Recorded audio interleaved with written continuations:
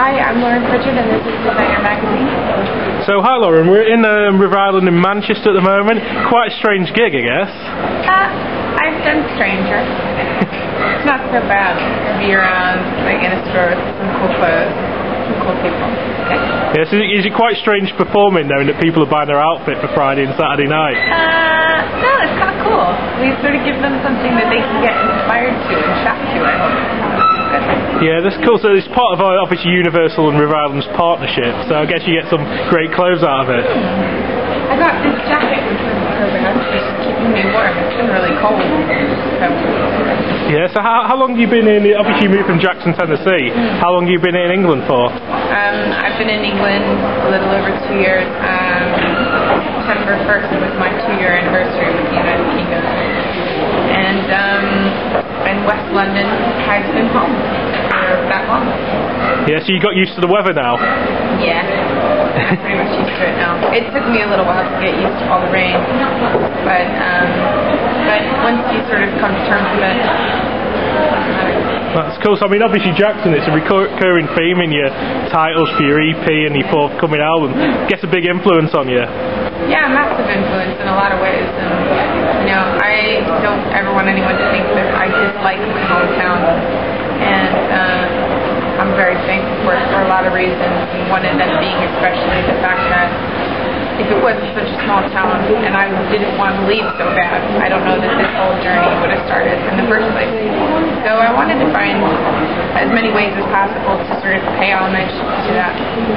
Yes, I mean, what town would you compare it to in England for people who don't know Jackson? That's a good question.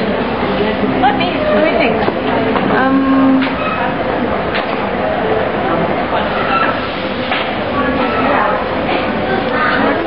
Sort of like, really I'm trying to think. I'll come back to that. Come back to that. So I mean, you've had quite a journey. Like, obviously, you came to London via New York, and I mean, fill the readers in with your sort of journey, like in brief points, like your musicals. I left home when I was 16. I moved to California. I lived there for a couple of years to try and start writing and singing.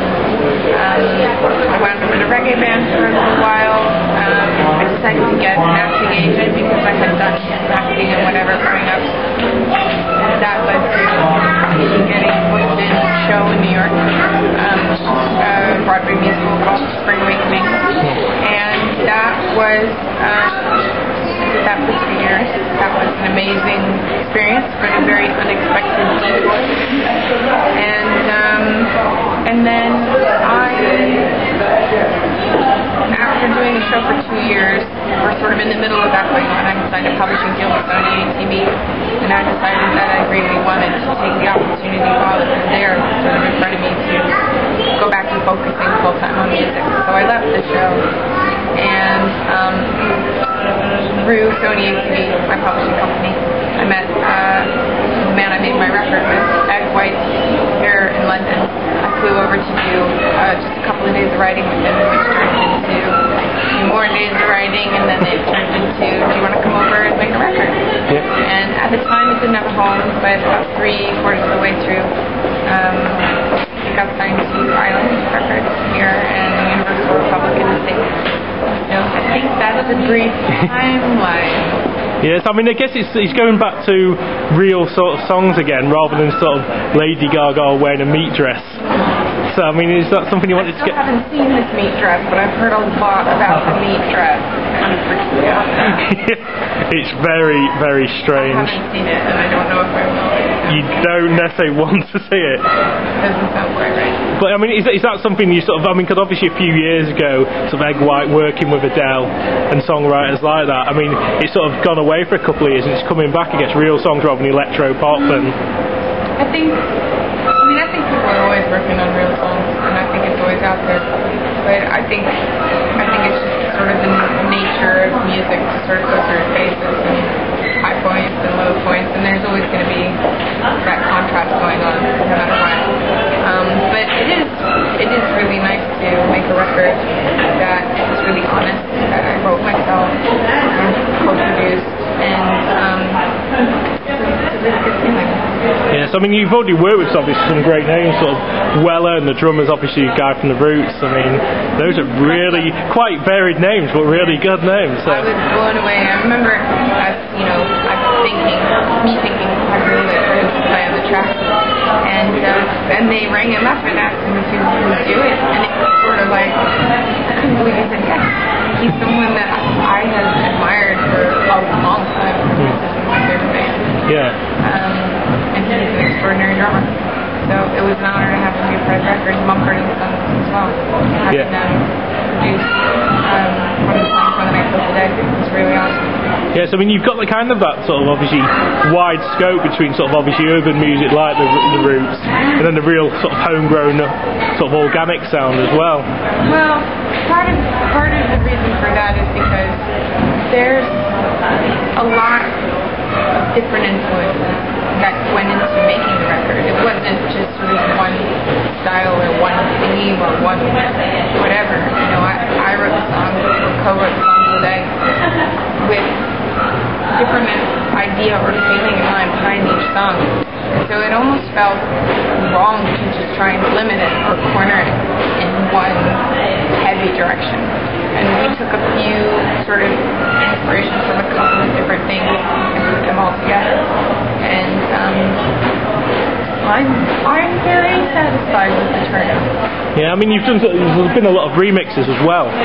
Sort of, what's your favourite remix? And do you? Am I allowed to say? I think my personal favorite, other than the Ronnie Size remix, because he's a total legend, and having him do a remix of my song is just unbelievable. But Talib Kweli did a rap remix of Painkillers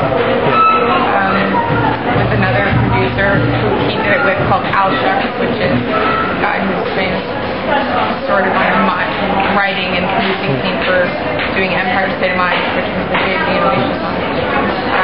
Massive tune. And they did a remix of Painkillers from my songs. And Talib Kweli is one of my favorite rappers.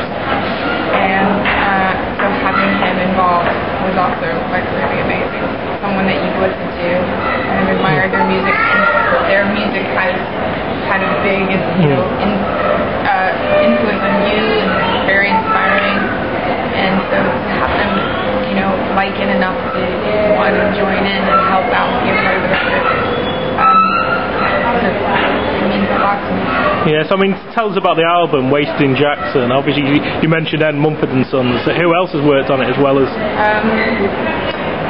And Harcourt, which is sort of indie kind of, basically like Tom Waits' son, who's absolutely amazing, and I love everything he does, writes, sings. He and I co-wrote the song When the Night Till Today, which is a song that Mumford and Sons went on to produce. And other than that, for the record, that's pretty much it, other than the remixes that are sort of separate from the record. The only thing that is sort of going to be coming up along is a remix of the title track, Wasted in Jackson, with Professor Green, called Wasted in Clapton, which is where he's from, in London. So I'm looking forward to hearing that. Yeah, because you played a show with him quite early on, didn't you? At the end of June, we opened for him. Yeah? Because it's quite, obviously again, it's going back to that really strange combination. Mumford and Sons to Professor Green is like the most totally different things you can think of. But the thing is that if you make music, then you can make it with anyone else who makes music.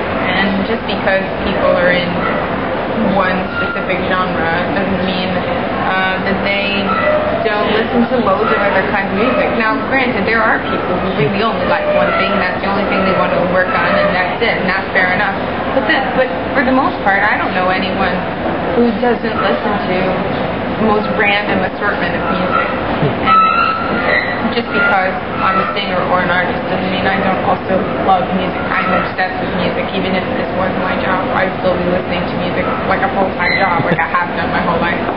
And all kinds of music, from like really underground, grimy, like rap music out of Memphis, to like really classical music.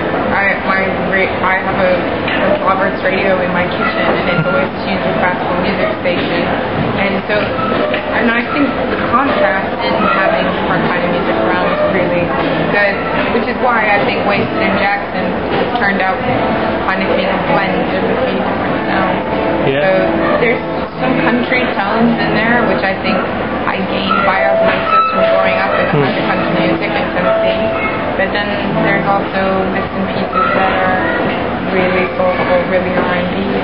up listening to jazz, soul music, and R&B music via my parents, who were always really into very soulful, meaningful music. So I think the thing I found most interesting about the process of making Wasted in Jackson and once it was finally done was I realized that the things that I grew up loving as a child were the things that really stuck with me and made the most influence on me, which then turned into making a record. Yeah, cool. So I mean, next month you're heading out on tour. Obviously, the first chance people have really got to see on a big scale. It's the Island Introducing Tour, is it? Yeah, it's called the Island Life Tour. And it starts October 1st. I believe we kick off in Birmingham, and then we go from there on string dates. It will be myself, another island artist, Pete Corey, and another island artist called Tinashe, and then for a couple of gigs, another island artist, Pearl and the Puppets, will be joining us.